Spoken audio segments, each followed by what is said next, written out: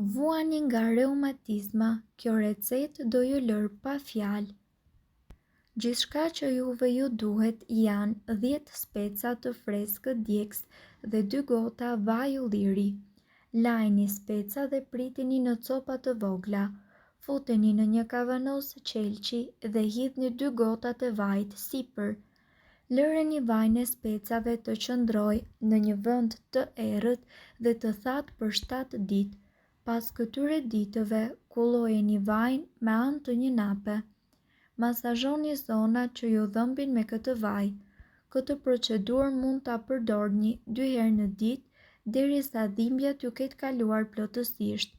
Është e rëndësishme që ta mbani trupin tuaj sa më ngrohtë pasi të keni aplikuar masazhin me vaj djegës për të larguar dhimbjet tuaja një herë për gjithmonë.